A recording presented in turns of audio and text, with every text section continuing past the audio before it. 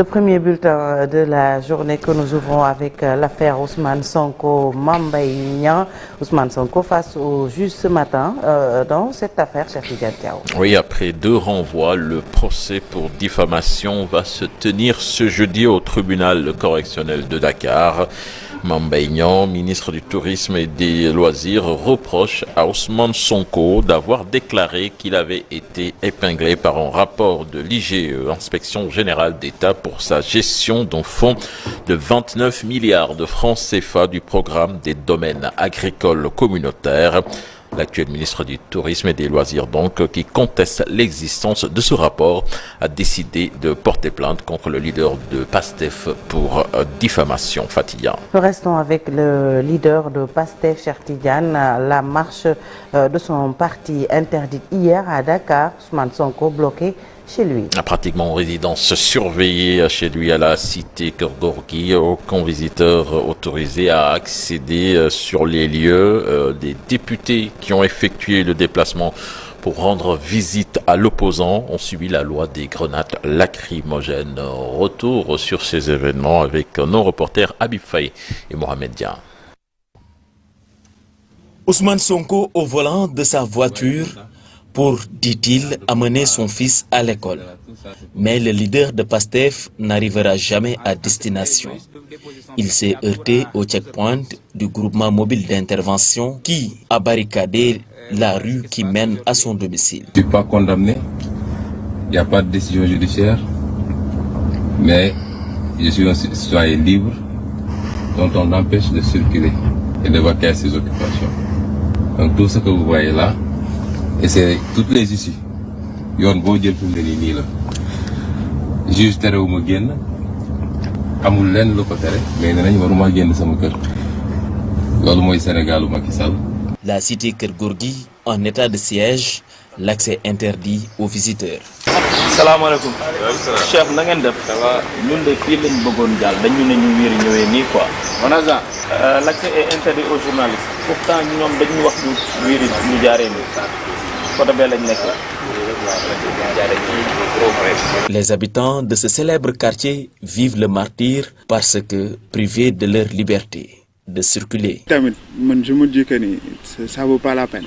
En plus, force de l'ordre, c'est de l'argent que l'État a gagné. Les xaalis boobu noonu ñuy génne juste pour garder benn nit et ça xajul feneen. Mais il nous est arrivé où il y a des manifestants. Bon, il y a des affrontements entre les manifestants, mais nous les ouvriers, on n'a pas de problème, on travaille, on s'occupe à notre travail. Guy Marius Sagna et des députés de Yewwi Askan Wi ont voulu rendre visite à Ousmane Sonko qui serait en résidence surveillée. La police dignette et disperse la foule avec des grenades lacrymogènes. Et puis à Pikine, des militantes de l'opposition et de PASTEF ont organisé également leur marche. Elle a été encadrée par la police. Ils ont dénoncé avec vigueur donc à résidence surveillée imposée à Ousmane Sonko les arrestations tous azimuts, entre autres. Mohamed Maktar Dia, coordonnateur de Mago PASTEF de Mbao, au micro d'Abdoulaye Anne. Ici, dans cette manifestation, pour manifester notre devoir citoyen, mais également notre droit constitutionnel. Le droit de marche étant reconnu par la Constitution du Sénégal. Nous ne sommes pas ici, nous ne sommes pas des va-t-en-guerre, nous ne sommes pas des écervelés. Contrairement à ce que l'on dit, à PASTEF, nous avons des gens matures. Vous l'avez vu hier, il y a eu un méga meeting, un giga meeting, il n'y a pas eu de débordement, loin s'en faut. Il faudrait que l'autorité Macky Sall comprenne que dans une république normale, il faut donner aux citoyens des espaces d'expression. C'est en ce moment seulement que les choses peuvent rentrer dans l'ordre. Nous sommes également ici pour manifester notre soutien indéfectible au président Ousmane Sonko, parce qu'après une série de brimades, de tortures physiques, de tortures psychologiques, vous avez vu ce qui s'est passé ce matin. Il est pratiquement en résidence surveillée. on lui a même interdit le droit d'amener son enfant à l'école, ce qui est inadmissible. Il est en train de se mettre sur place.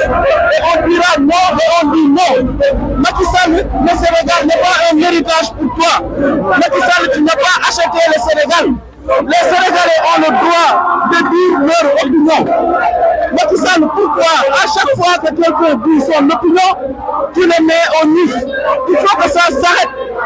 Après la politique, le marché, cher Tidiane, pour parler de la pénurie de sucre, l'UNACOIS accuse la compagnie sucrière sénégalaise. Et pour les responsables de l'UNACOIS, l'État du Sénégal doit retirer à la compagnie sucrière sénégalaise le monopole de l'importation du sucre et ouvrir au marché les autres industriels sénégalais.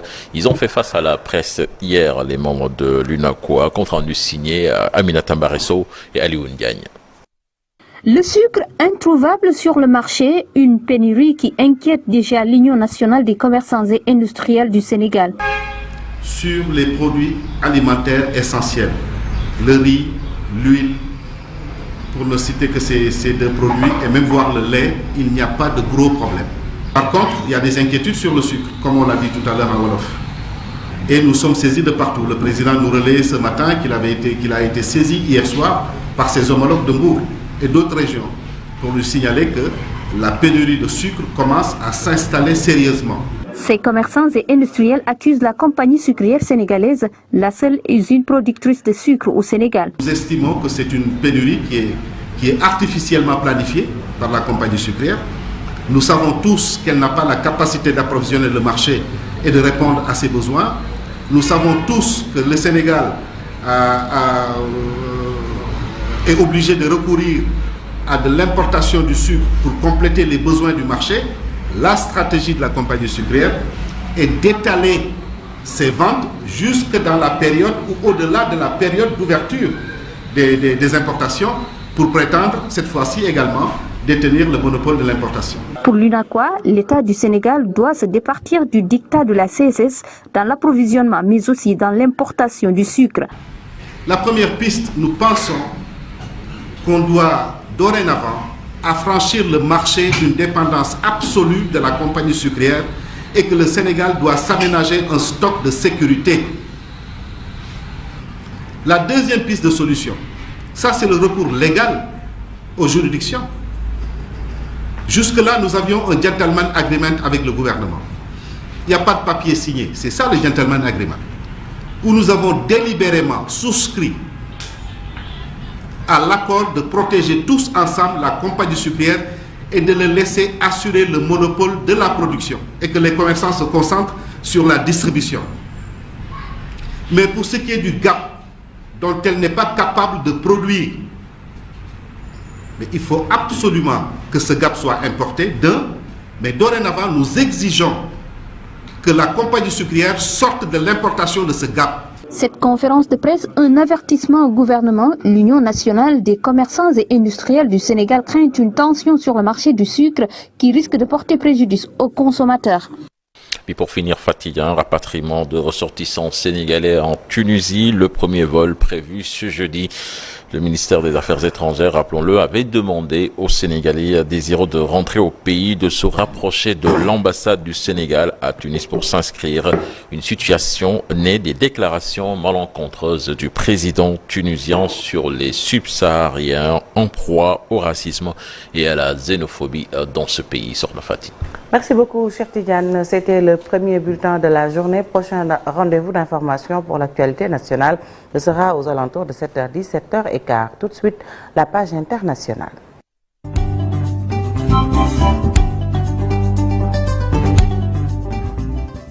Alors, Marcel, deux journalistes sud-soudanais arrêtés en janvier ont été libérés, c'est cela? C'est cela, Sorna Fatih. Deux journalistes donc sud-soudanais qui ont été plus précisément arrêtés en janvier après la diffusion d'une vidéo suggérant que le chef de l'État Salva Kiir urinait sur lui ont été libérés, a déclaré mercredi le président de l'Union des journalistes du Soudan du Sud, exigeant la libération de deux autres confrères. 7 journalistes de la télévision publique South South Sudan Broadcasting Corporation avait été interpellé en janvier, on le rappelle. 3 journalistes ont depuis été libérés. Ils avaient été arrêtés dans le cadre d'une enquête après la diffusion d'une vidéo devenue virale en décembre sur les réseaux sociaux, laissant supposer que le chef de l'État, âgé de 71 ans, était en train d'uriner sur lui lors d'une cérémonie officielle. On s'achemine désormais au Mali où une influenceuse a été écrouée après avoir dénoncé l'échec de la junte. Une influenceuse donc malienne écrouée mercredi après s'en être prise durement aux militaires au pouvoir et à leur échec selon elle face à l'insécurité et à l'inflation, a indiqué le parquet de la commune 4 de Bamako lundi. Une autre personnalité, l'animateur de radio-télévision Mohamed Youssouf Bathily dit Rasbat, a été placé sous mandat de dépôt après avoir déclaré qu'un ex-premier ministre mort en détention il y a 1 an avait été assassiné. Les voix discordantes peinent à se faire entendre sans risquer d'être inquiétées sous le régime des colonels qui ont pris le pouvoir par la force en août 2020 en renversant le président Ibrahim Boubacar Keïta. En Turquie, quelques semaines après le tremblement de terre, il y a eu au moins 20 morts dans des inondations. Une vingtaine de personnes donc sont décédées ou portées disparues mercredi 15 mars dans des inondations qui ont frappé 2 provinces du sud-est de la Turquie, déjà donc affectées par le séisme dévastateur du 6 février, ajoutant à la détresse des rescapés. 12 personnes ont perdu la vie donc dans la ville de Sanliurfa, parmi lesquelles 5 Syriens retrouvés morts dans le sous-sol d'un immeuble et 2 autres sont décédés dans la province voisine d'Adiyaman, dont un bébé d'1 an et demi, a rapporté le ministre de l'Intérieur Souleymane Soylu. 5 personnes sont également portées disparues. On termine cette actualité internationale au Brésil où la Cour des comptes du Brésil a ordonné mercredi à l'ex-président d'extrême droite Jair Bolsonaro de remettre aux autorités sous 5 jours les bijoux reçus du gouvernement saoudien entrés illégalement dans le pays. Cet organe de surveillance des comptes publics qui fonctionne également comme un tribunal a également intimé que soit remise à la collection officielle de la présidence des armes à feu que Jair Bolsonaro a reçu des Émirats arabes unis en 2019. Le TCU a par ailleurs réclamé une enquête sur l'ensemble des cadeaux offerts par des pays étrangers sous la présidence de Jair Bolsonaro entre 2019 et 2022. Sorne Fati. Marcel, à tout à l'heure également pour la version Wolof. Tout de suite que la revue des unes des journaux avec Chérif Dia.